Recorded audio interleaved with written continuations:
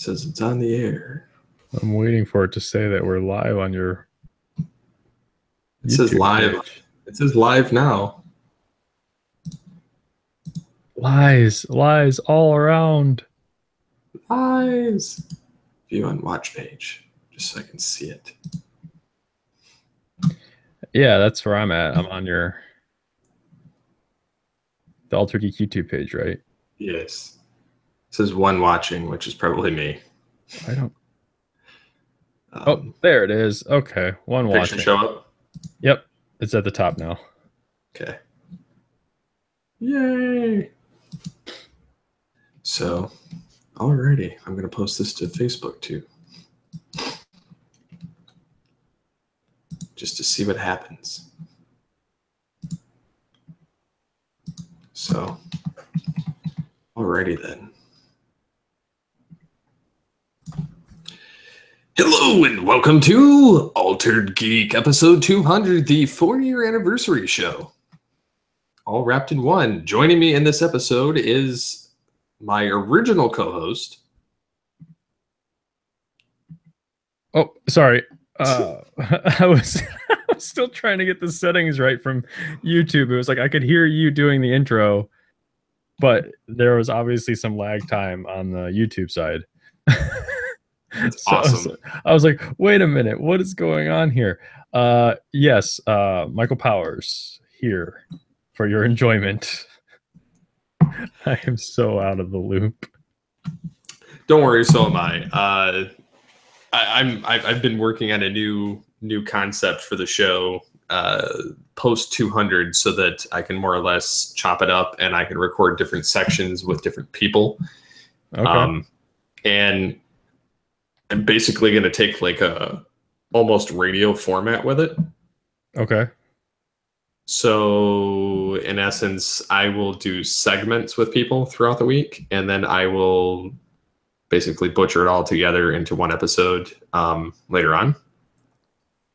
That reminds me of a podcast that I listened to. There's only been like 5 episodes of it, I think.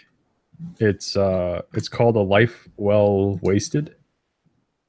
There hasn't been an episode in a few years, but it's by a guy named Robert Ashley. He used to work for 1UP, and he would go around doing all these interviews with game developers and whatnot in the gaming industry. And so he had all of these recordings from interviews that he did that he never used. So he put them all together in like a format like what you're talking about, and released them like on his own after he was let go. Nice. And they're really well done. I don't know. I have them all downloaded. So I have them saved. I don't know if you can still find them on iTunes, but it sounds a lot like that. Like that kind of thing. Obviously yours isn't like years and years of back recorded footage and, stuff like that. But kind of the same idea, I guess. And it sounds kind of similar to an idea that I kicked around many years ago, and I was trying to figure out how I could still podcast and make time for various other things, which was to take to do like an audio magazine, if you will. Yeah, I think I remember you vaguely talking about doing that at one point. Yeah, to release like one episode a month, but to record bits and pieces and like editorials and things like that throughout the month, and put it all together in a collage and release it the way that you're talking about doing, like a weekly show. I had thought about doing that for like just a monthly show. But obviously that never went anywhere. So the concept that I'm having is I'll do like a brief preview of like an overview of the episode before the intro sound. Mm-hmm, mm-hmm. And then do the brief welcome. And I'm planning, I don't know if I'll ever get to this point, but I'm planning a 5-day-a-week show. Okay. Of Altered Geek. However, I've structured them in such a way that because I like to cover some of the news as it comes out for geek, pop culture, gaming, tech, whatnot. I've turned essentially, like I've turned the 10-minute blitz into a 3-day event. As far as I have it written down here in my planning process. So like Monday, Tuesday, and Thursday, there would be a 10-minute episode. So there would be like the top 3 stories that are pertinent to that day. Okay. And then like a biggest news article or biggest article or news piece for that specific day, like the most impressive news, I guess. And then that would be it. And so that would give me time to talk about them, you know, 2 to 3 minutes on various topics and get them out of the way, so that when I get to the Friday show, it's more of the fun kind of stuff that everybody enjoys and I enjoy, and it's not bogged down by the news. Yeah. And then like the Wednesday show, I would do very similar. It would be like a half-hour show. So essentially I would do like, I've been tossing around like the idea of like a geek history lesson that would be like 2 minutes or something. And then like gaming content, gaming related news. And then like some reviews, and then like a short topic that I could pretty much solo on my own. So that I'm going to end up doing the Wednesday and Friday regardless. And then the Friday show would be, I would put out like a poll or a, you know, question type thing on Wednesday on Twitter, and then have it, you know, where you could select the answer, and then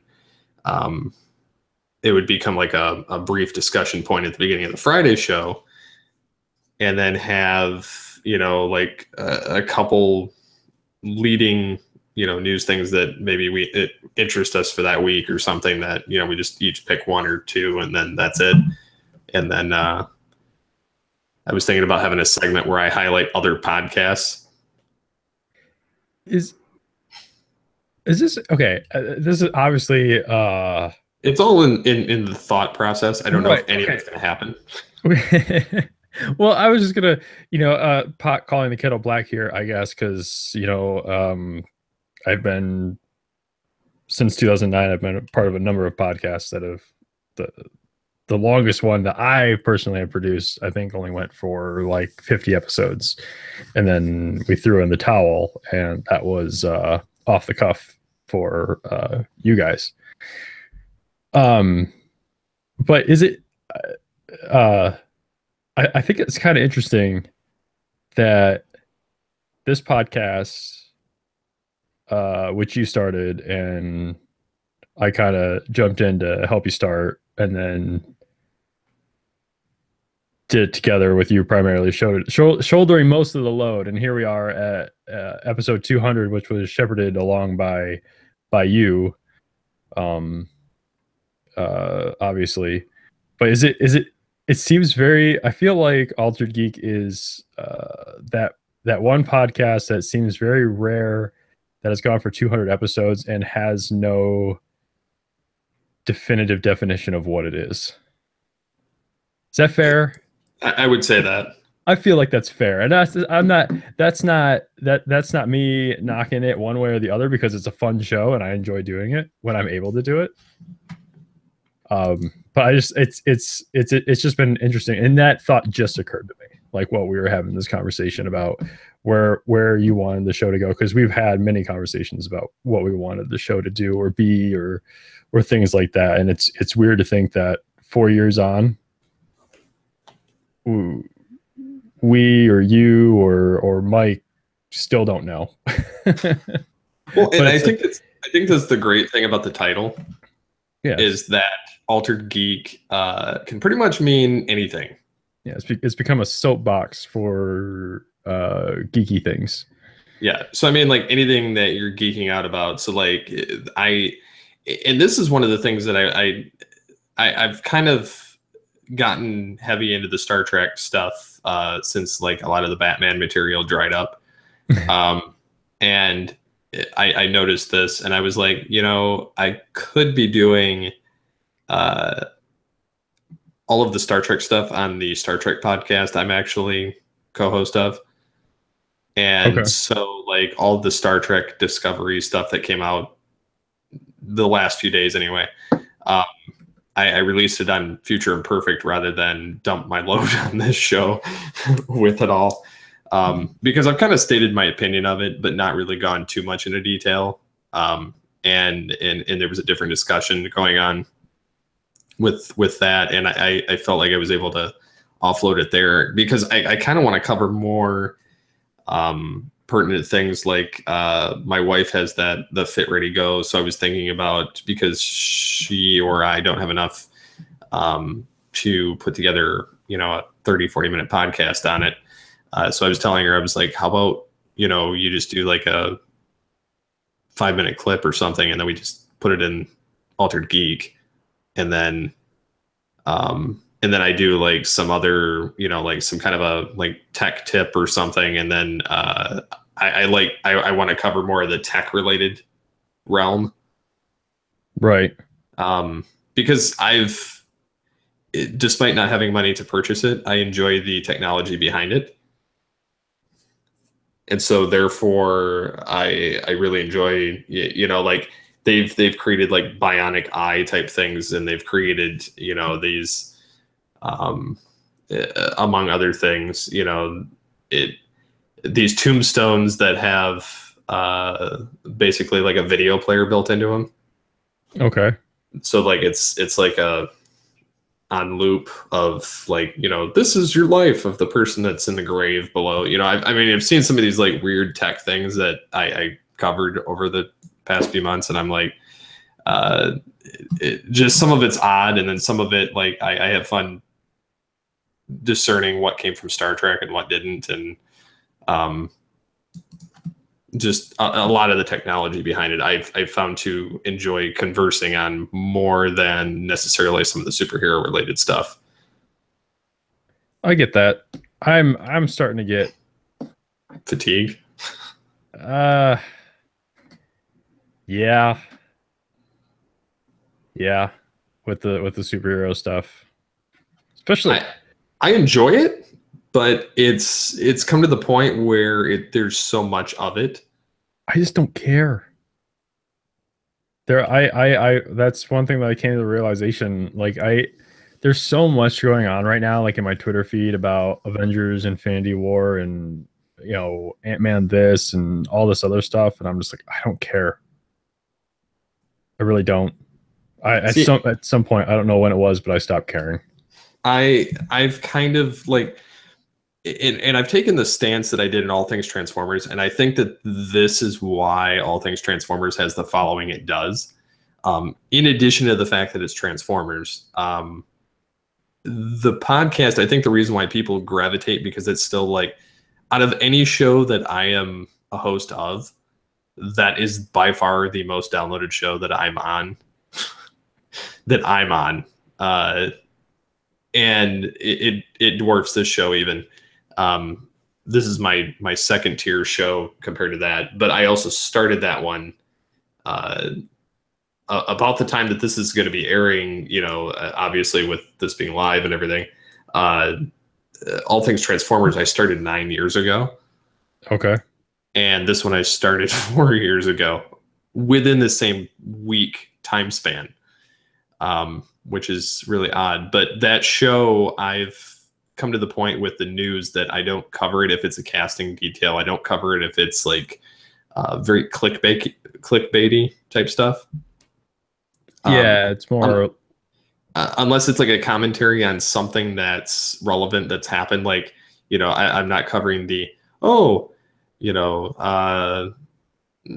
the new Spider-Man thinks that he should be the next James Bond, or you're not covering the minutia of yes. the geek content. It's more the concrete stuff that you should have an opinion on. You're staying away from predictions and rumors. Yeah, in like, CW, because I have this like giant show notes folder of bookmarks on my computer that I dump things to, and then I periodically go through and I'm like, do I need to talk about this? No. And then I start purging, and then but I save it all there in case I need something during the show. And so, like, for instance, like the CW stuff that I've saved, like, Danny Trejo is going to be in The Flash, and they've Legends of Tomorrow teases reveal of season 3 villain, and so and so and so and so and so and so return for Legends, and a lot of that stuff, where Grant Gustin wants a new costume, it's all the minutia stuff of it, and I'm like,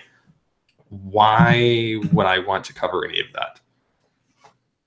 Right. Like, it's not speculation on the actual show. It's just it's more or less like, we wanted to make money off these articles, so instead of putting all this information in one post for like a massive grab bag on everything, we just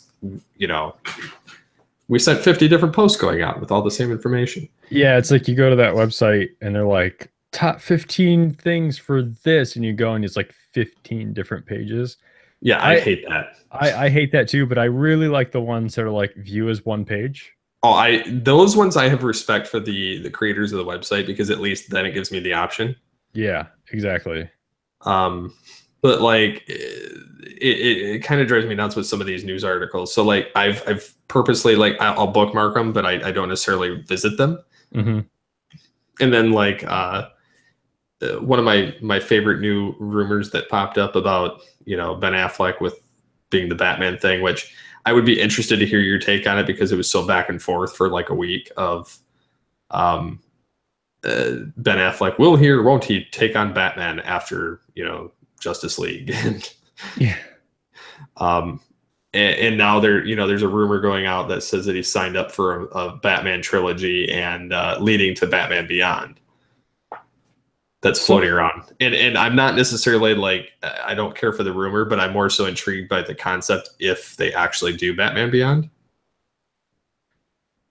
Yeah.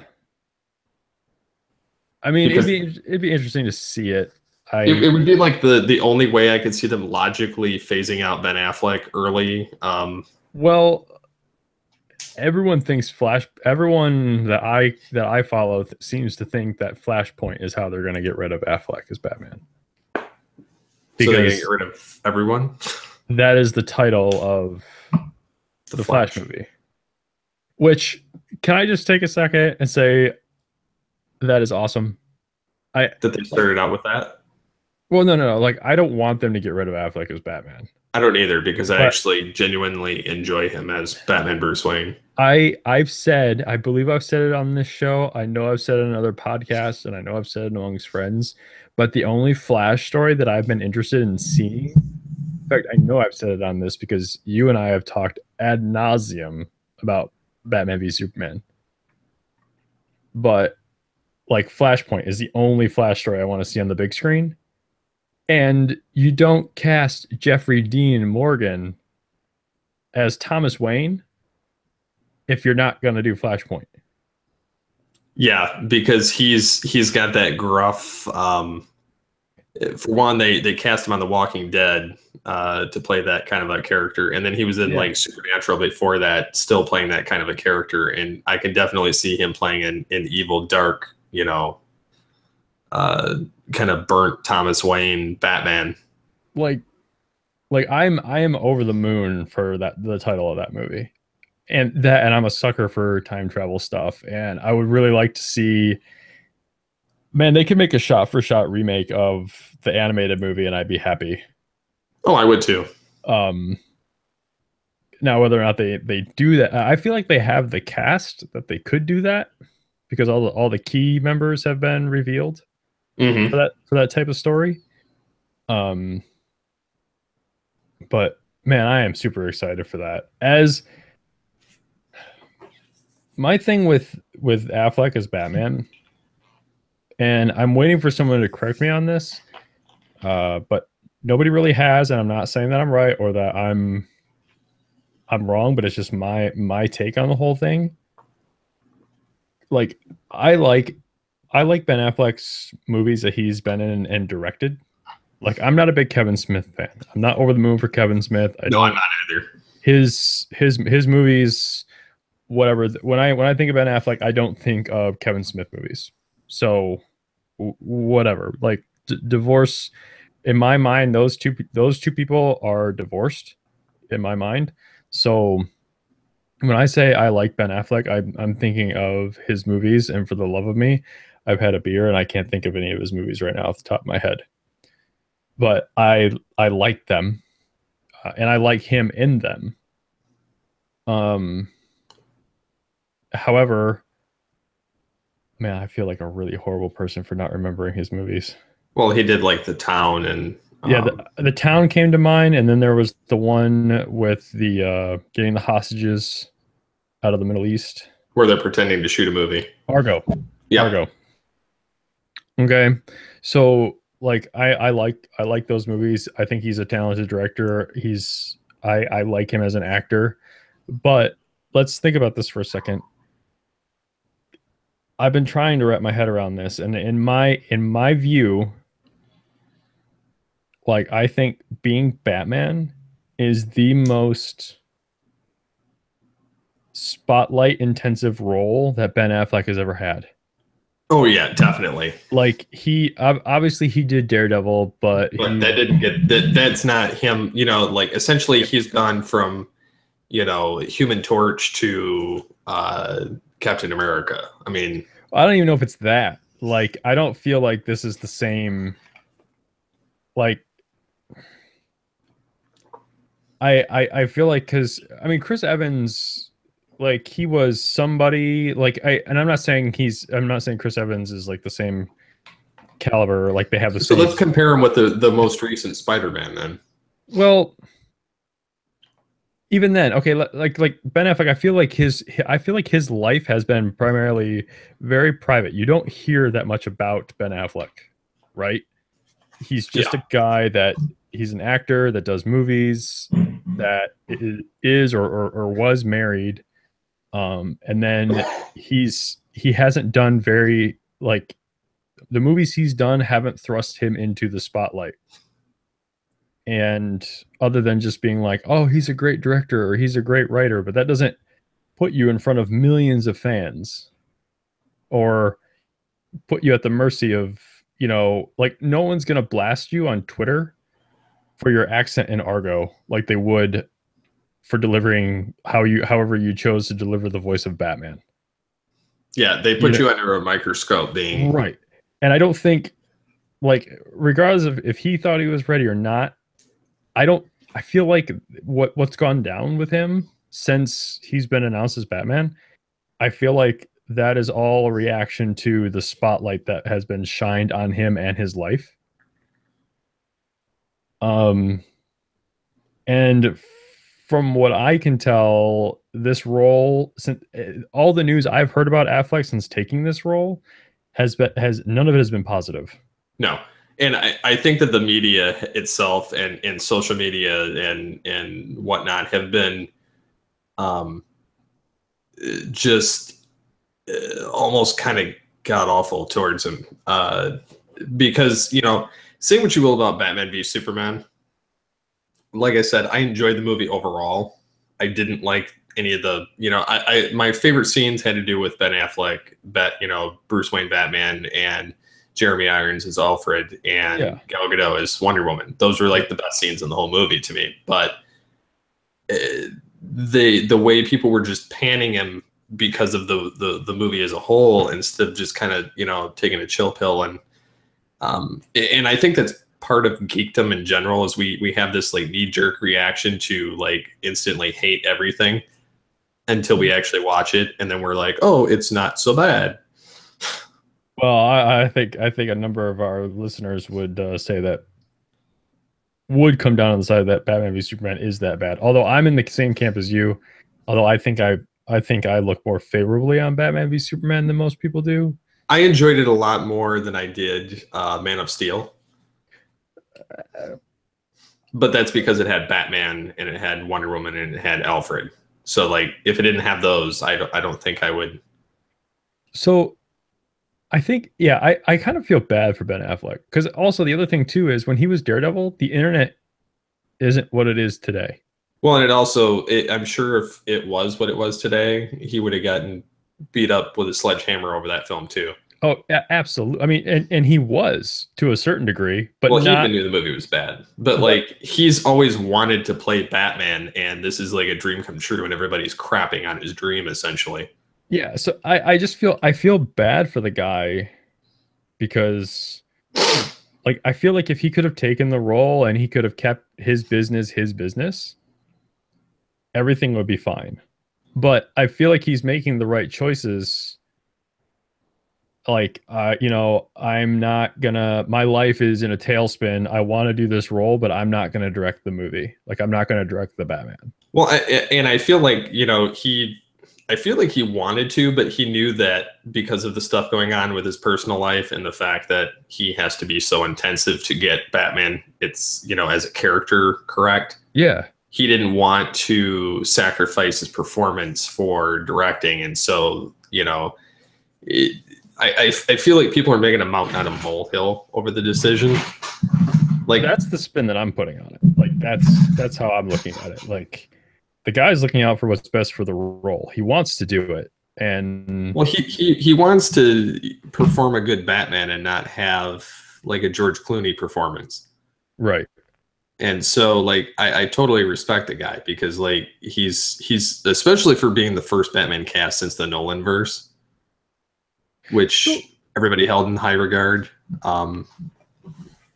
Okay. I was only a fan of one of those films, so like I can't say that much. So, like, let's kind of sidestep here, and like, I feel like this is a good way to dive. To like, this is a conversation I've been wanting to have, and I want to see where you come down on it, and maybe I'll check in on the comments and see if anyone else where they come down on this. But I feel like, okay, there's two things I want to talk about here, and it's kind of like pivoting on the whole like fandom and the fan reaction to certain things. So I kind of want to pivot here for a second, and forgive me if I brought this up on the last time I was on, but I feel like this is the smaller one. I feel like this one we can get this one out of the way a little bit quicker. But I feel like if Justice League comes out and it's at all good right now, I feel like it's going to be credited to Joss Whedon and not Zack Snyder. Yeah, and that's the unfortunate part is because Whedon essentially just tied up the loose ends that were left. And I know that they're doing reshoots, and I know that can have a huge effect on a movie, but man, I'm gonna feel really bad if like I want it to be good. Don't get me wrong, I want it to be good. I've enjoyed all the trailers so far. There's nothing that I haven't seen other than the news of Danny Elfman being the director, or doing the music. If he can, if he can come up with something original, though, I mean, I would. Yeah, that isn't the 1989 Batman soundtrack. Yeah. So, like, I just, but I feel like if it's good, it's gonna be one of those. It's good because, Joss Whedon fixed it, not because the two people worked together and came out with this amazing movie. So, I'm kind of bummed about that. So, I mean, we'll have to look and see what happens. But I feel like if it's good, that's the way it's going to get spun. Is that Zack Whedon saves DC, the way he knocked Avengers out of the park, or whatever. So, anyone that listens to this podcast knows I have a story history with Joss Whedon and the Avengers movies. But the other thing, and this dawned on me the other day, I really like Christopher Nolan. I like his movies. I enjoy his Batman movies. But what if he wasn't? Okay, so he was a producer on Man of Steel. Do you think, everyone's like Zack Snyder's version of the DCEU, this, that, and the other thing? If anything, I feel like the first few DC movies have more of a Nolan influence on them than they do a Zack Snyder influence on them. Like, so you want to hear my thoughts on that? From a color standpoint, like, do you really think? I mean, I've seen other Zack Snyder movies. They're colorful. They're action oriented. Like, I would almost argue that yes, he with the first few DCEU films, they did follow the Nolan verse kind of looking, almost darker textured, everything more of like the real world feel. Yeah. However, I would say the action screams Zack Snyder. Oh yeah, out of it, like how the action scenes are shot because Nolan's were more, bad. yeah. Whereas there's a spectacle to Zack Snyder's action scenes, Right. and how the camera angles and how the colors and the explosions hit during the fight scenes. Yep. Which those I do enjoy of Zack Snyder's. I think more so what people have a problem with is the scripting over the entire films themselves. And I think that people lump the entire thing on the director because ultimately it is the director's baby when it gets done. Yeah, but at the same time, I enjoy the extended cut of Batman v Superman more than the theatrical cut. Like, I almost wish that the world as a whole could have seen the extended cut versus what we actually got in the theater. Um, What was so different about it? Like, like as I feel like it. Granted, there's still you're still taking major leaps just from being like a fan of the characters, like in your mind. mhm. But I feel like it does more to flesh out why Batman wants to fight Superman and Superman wants to fight Batman. They Whereas the show other one, it's kind of just it. They they're just do. fighting. Yeah, like the extended cut shows Clark investigating the Batman, and it also shows on the flip side, it shows Batman putting together the pieces of Luthor setting up Superman. Um, it shows that more. I feel, and that kind of the one thing it doesn't resolve is why Lex has or wants to kill Superman. Um, other than it just being he's Lex Luthor, so that's what he's supposed to do. Like they don't give a good reason for him to target Superman as an individual. So they could have done a little better on that. But yeah, that I it came it just dawned on me the other day. It's like you never hear about anyone blaming Nolan for the first batch of DC movies or DCEU movies. He's for some reason he has been absolved of any wrongdoing that an executive producer would have on a movie, and it's all been thrown on Zack Snyder's shoulders. Um, so it's interesting how that works. Um, so yeah. Yeah, so I mean, I kind of, I kind of can see that though from that perspective. Um, Because I mean, Zach can do color, and if you see like the behind the scenes footage for any of his movies, everything's in full color. But it's like they were trying to keep that same tone from from Nolan. Nolan's movies, and this is just me, just still beating this drum. And I posted about it a little bit when those rumors were flying around about Affleck not being or not wanting to be Batman anymore. Like it's almost like when they shot Man of Steel, they didn't know 100% if Christian Bale was going to be done playing Batman. So they essentially waited. Yeah, it's like okay, let's make a Superman movie that if it has to, it will blend in with my Batman movies. And it wasn't until we got, Batman v Superman and we knew that Bale was actually out, but by then you'd already set a tone. And I mean, Marvel, on the flip side, like Marvel has all of Marvel's movies have a look, but they all have they all have a look to them, but they all have different tones. Um, and I feel like that's what DC was going for too. They were trying to have a consistent look, but obviously that doesn't match all tones. No.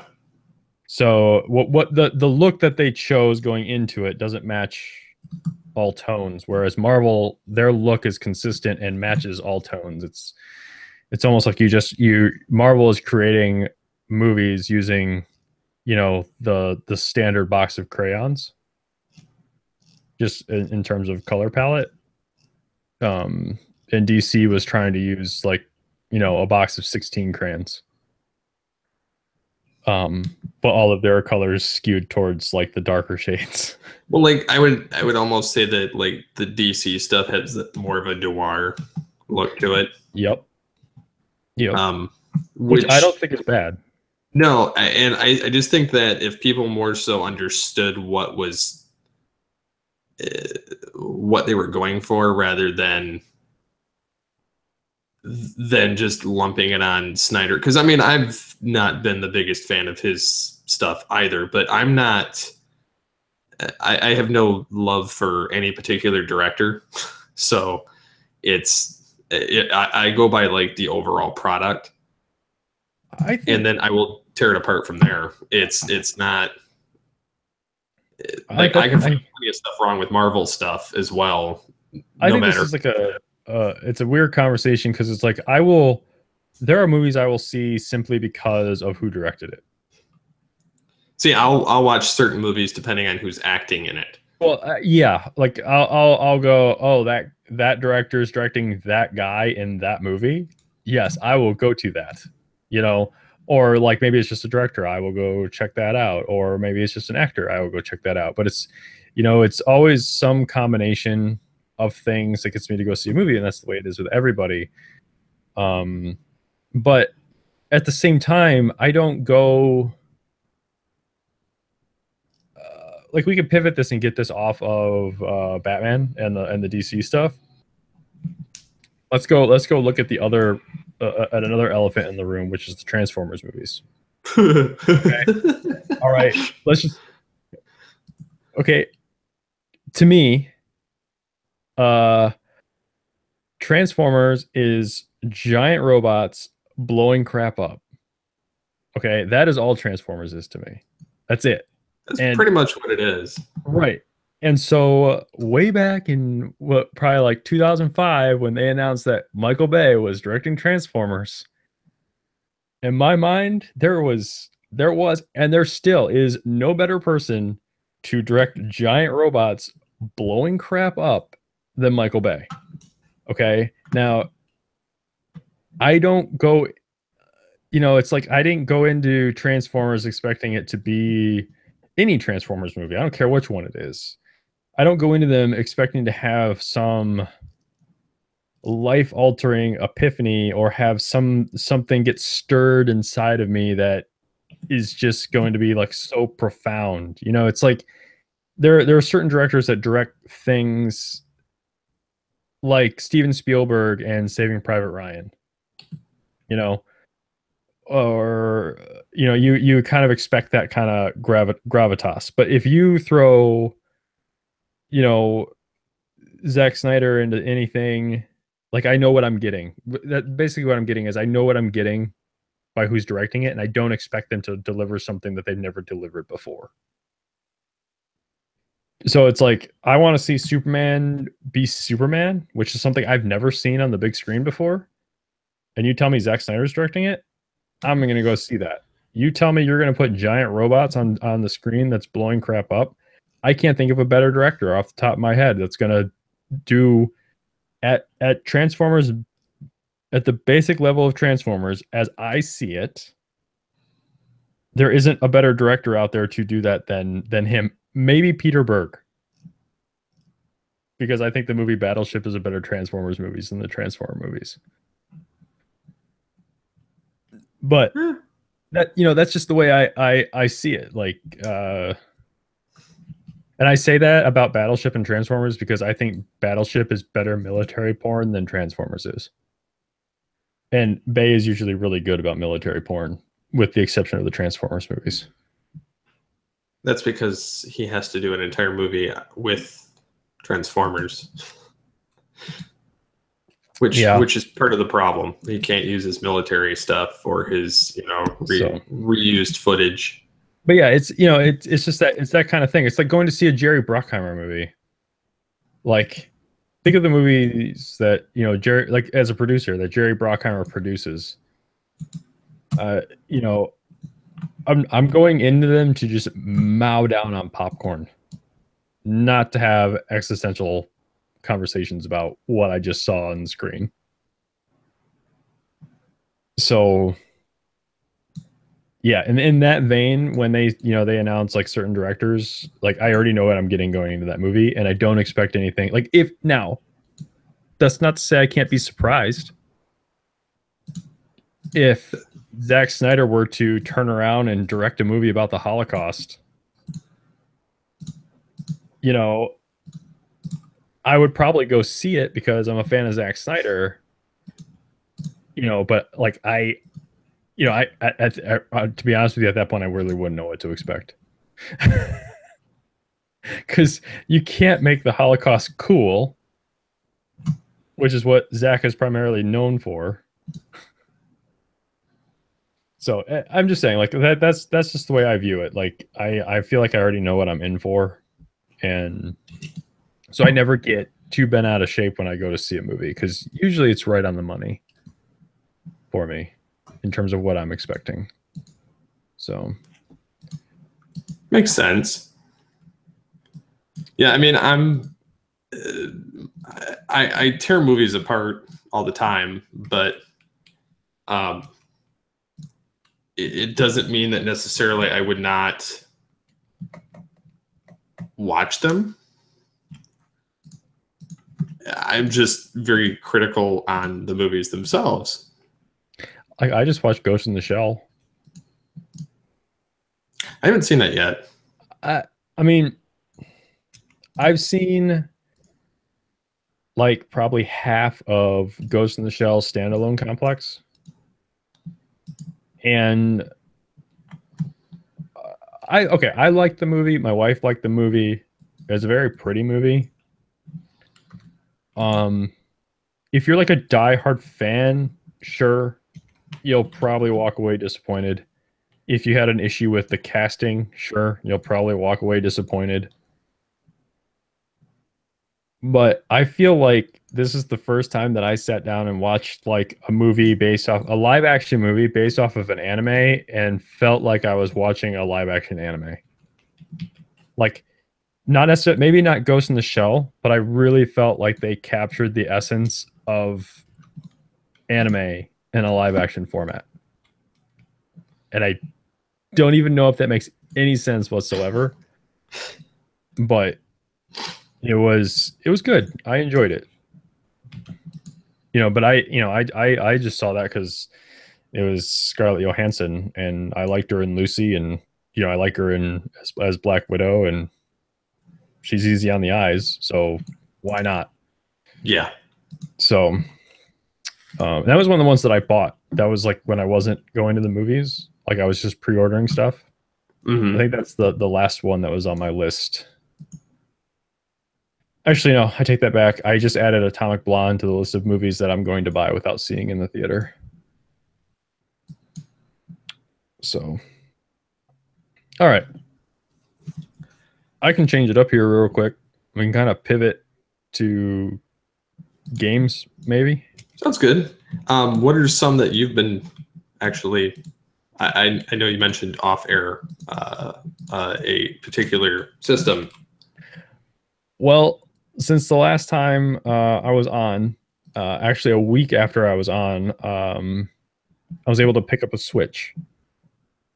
It was the last Friday of my vacation, and I was just sitting down on the couch one morning, and I just happened to log on to Amazon, and I went to just check the listings to see what was there. And usually it's like pick up a Switch for $420 or from some third party person, but it was like Switch $299 shipped from sold by Amazon. I was like, what? So I grabbed it and I had it sent. It was going to be delivered on Sunday, but I was like, I don't want to just have one day to play with it, so I paid a little extra for 1 day delivery, and I got it like within 24 hours. Like I had it in my hands at 10 a.m. on Saturday. Oh wow! And well, I could be wrong, but okay, well, I'm not wrong, but I feel like I live in Columbus, Ohio, and they have it's one of the cities in the US that has like Amazon Now. So I feel like there's like a bunch of Amazon hubs around here. So I feel like they have the ability to move product a lot faster than most places. Plus, I've also noticed that they will deliver like 7 days a week here. So, but that's neither here nor there. Anyways, I got it. It is on a surface level. It is a glorified Kindle Fire with controllers slapped on the side of it. Set it all up after I went through the complete and utter hassle of trying to figure out what my Nintendo ID is. Because apparently I have like 3 different ones because I didn't know. Nice. So once I got that sorted out and I got everything signed in the right way, my wife and we purchased Mario Kart 8 Deluxe, which we already owned on the Wii, on the Wii U. Sorry. We purchased Zelda because I mean, what else is there to play on it? Snipper Clips and 1-2 Switch as like party games. Now my wife has been playing it more than I have because she really got into Zelda. I can't for the life of me. There's just too much that I don't like about that game. I understand why people do like it, but for me, like I usually end up having a problem with just about every Zelda game, which keeps me away from playing it. It's almost like I come up with an excuse to not play a Zelda game. And I really had high hopes for this one because on the surface and all the ads and all the videos I saw, it was like my whole opinion on the thing was Zelda finally catching up with every game that it has inspired in the last 30 years. And it's almost there, but not quite. And without getting the wrath of too many people, that's all I'm going to say about that. I'm not a huge fan of Zelda in general. Like, I'm a fan of Zelda style games, but Zelda just hasn't, it almost caught up with those games that it inspired, that have taken what Zelda did and made it better. But it's just not quite there yet. There are things like the controls don't feel very good. And there's no way to change them so that they do feel good. Yeah, it's kind of it feels for a Nintendo game, for like the first actual Nintendo game that I put my hands on in 10 years, more than 10 years. Because since the GameCube, I've really only played like Wii Sports and Mario Kart. So like for the first actual Nintendo game that I played in about 10 years, that this was not a good reminder. So, but I like the hardware. It's nice. I leave it primarily in docked mode. My wife, while she's playing Zelda and I'm at work, she will play it in the handheld mode while she's watching Friends on Netflix. But no, she's enjoying that. I'm enjoying playing through Mario Kart 8.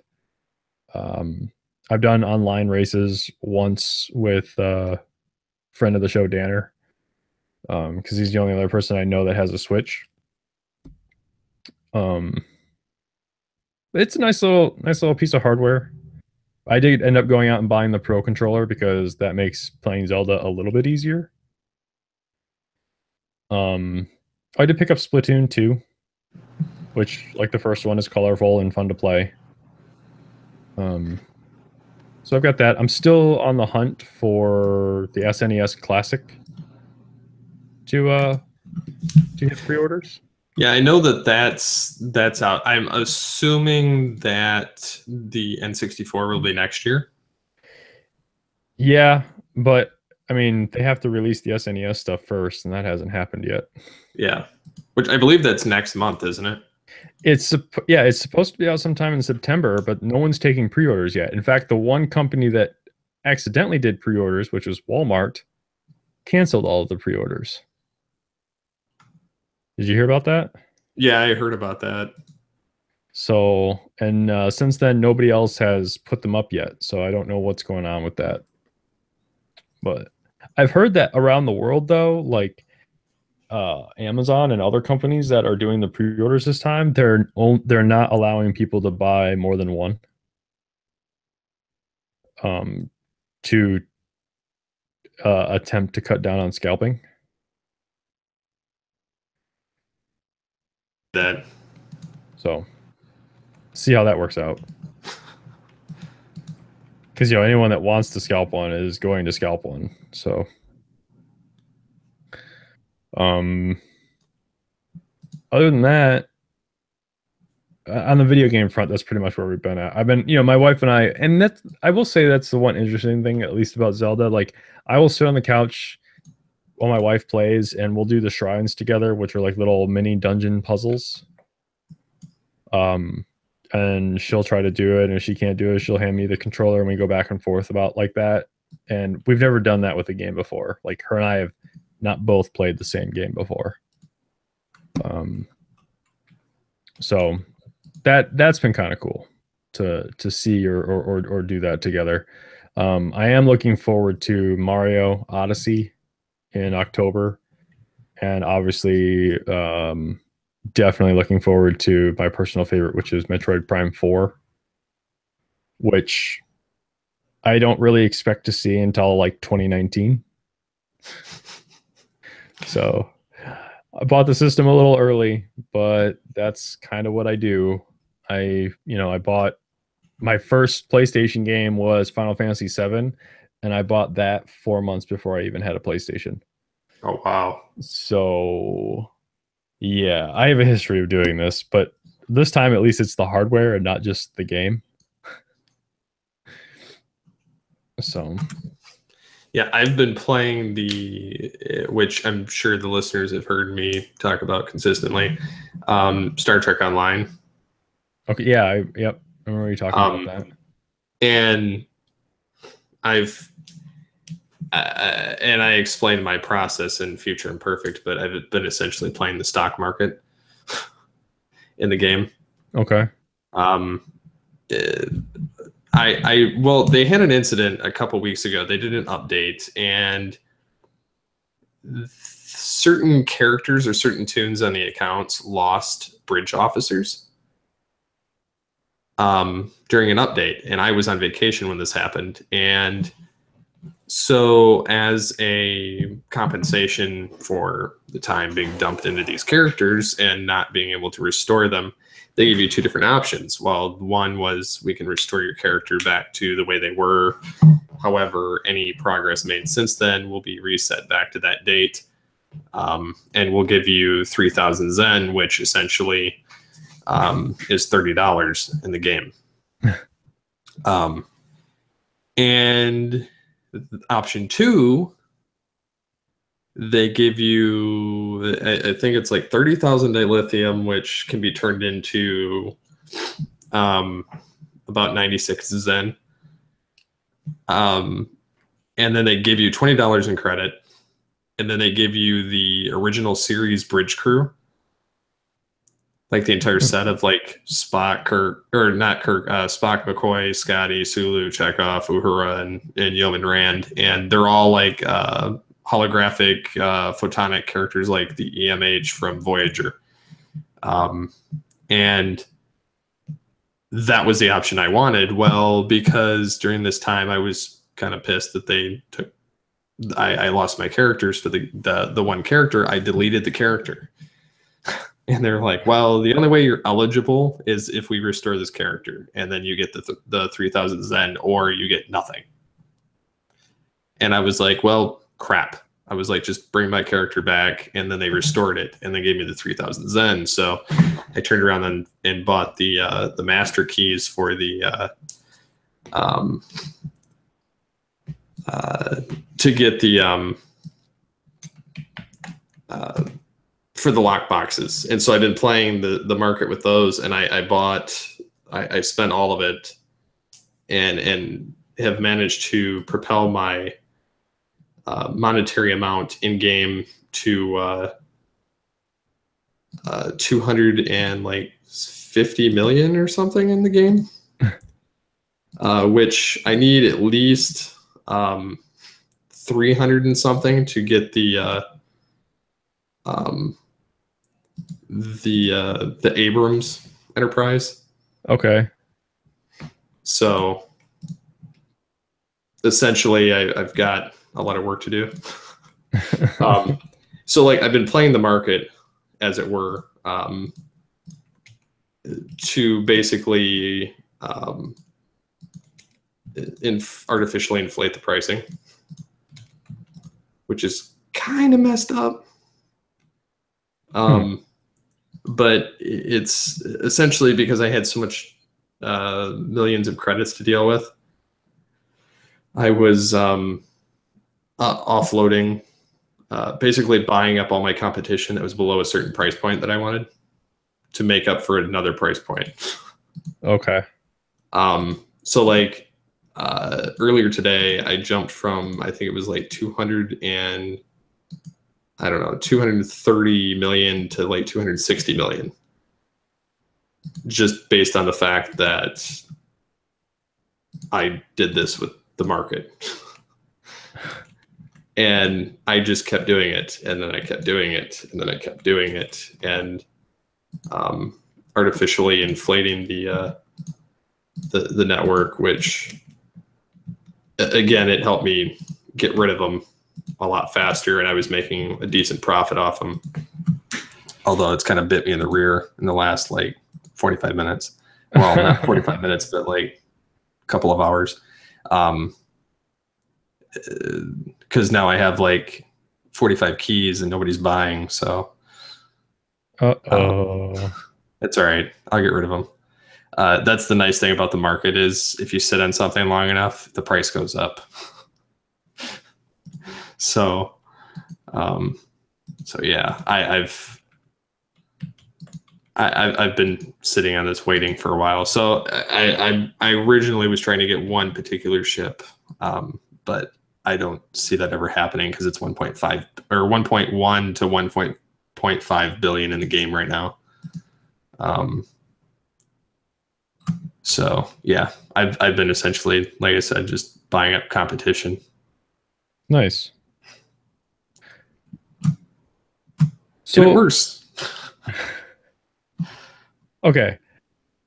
Let's see. This is kind of like a hybrid of our first two topics here. Not quite sure how it'll go on, but I kind of want to spotlight it real quick. So it's kind of got video game hooks and obviously has a big movie hook coming up here. But have you seen the trailer for Ready Player One? I have, but I don't know how to feel about it. Oh, come on. How is there any other way to feel about that than excited? Like, okay, forget the fact that it's based off of a book or it's being adapted from something.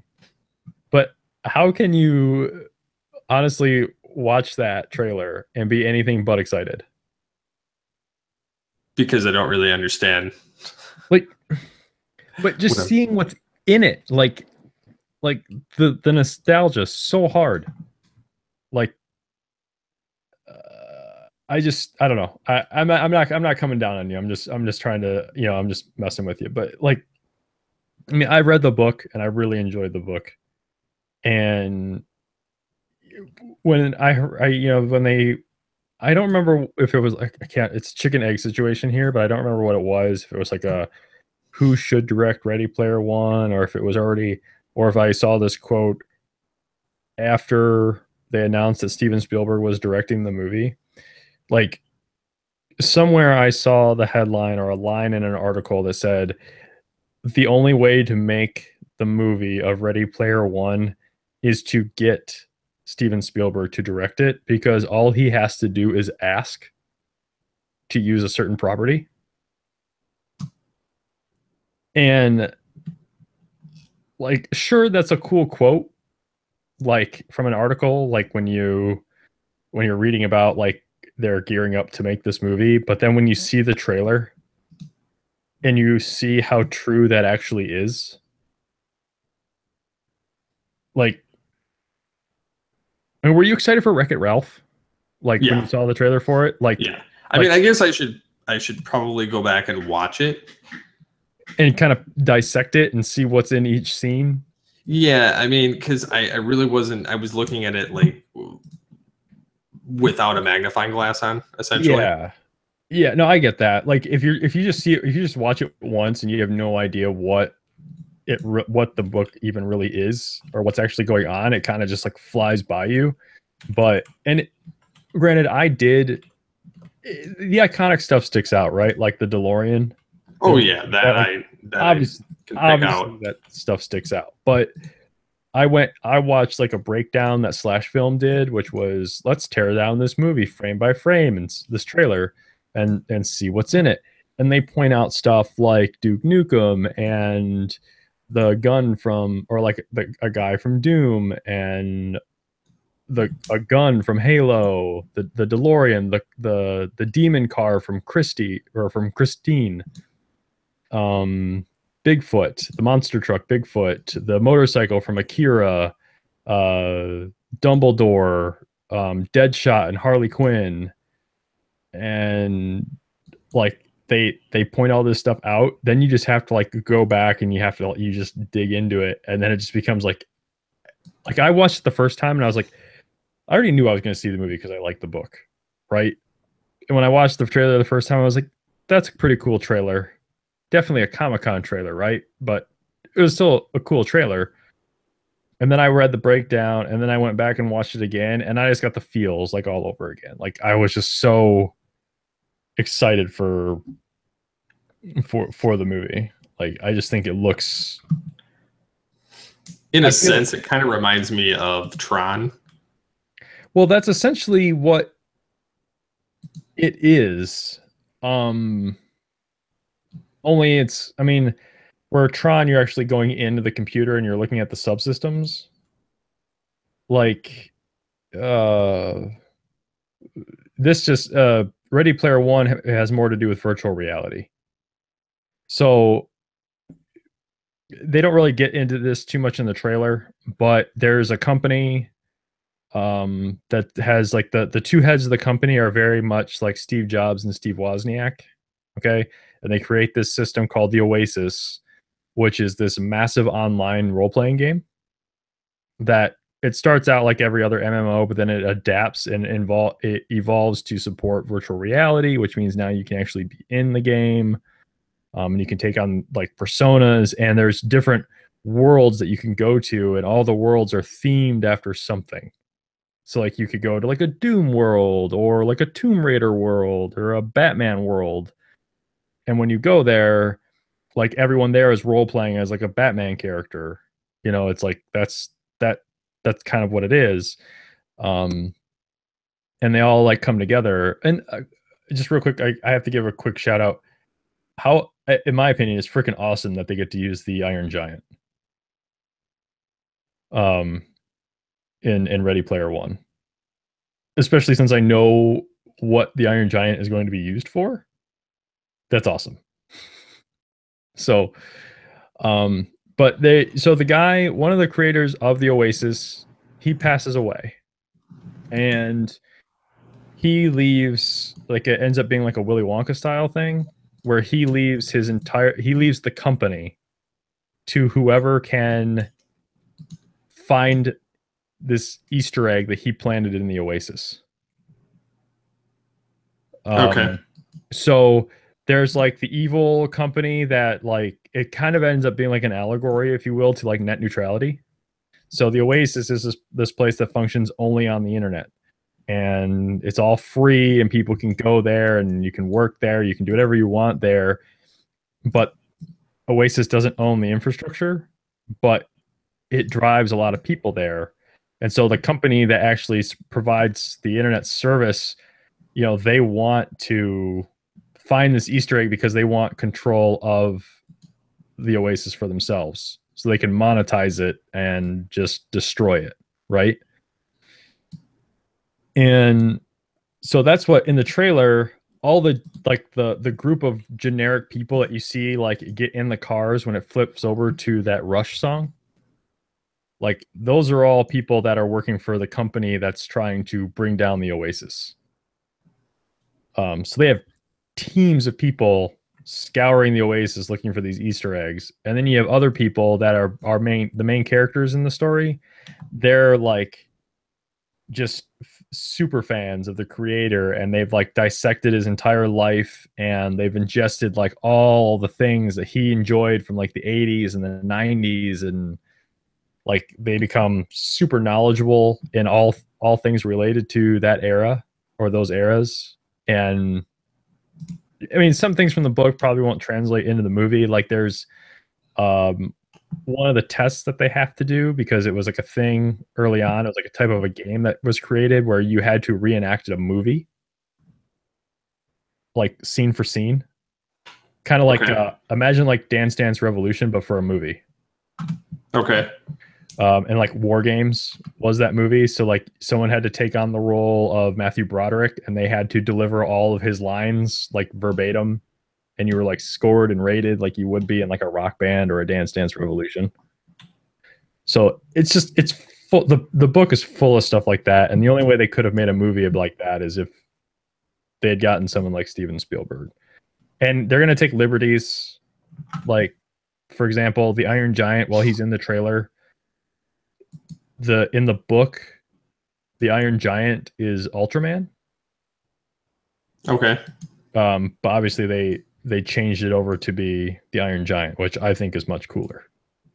So yeah, I don't know. Watch it again. Like check out like a dissection video, like or like a article. So like, and then watch the trailer again. There's just as like a fan of movies and video games, there's just so much in there to get excited about and like geek over. Like Lara Croft is in there. So it's gonna be really fun to watch. So I'm excited for that one. Yep.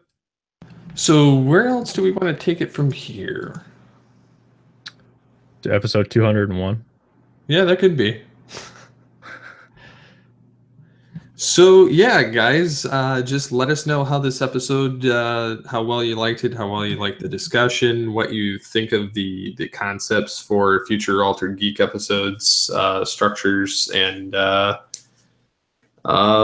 yeah. So just get a hold of us on the Twitters. I'm at SCP21. I am at Booth Ninja 81. So until next time, get altered, get geeky with the Altered Geeks. Bye.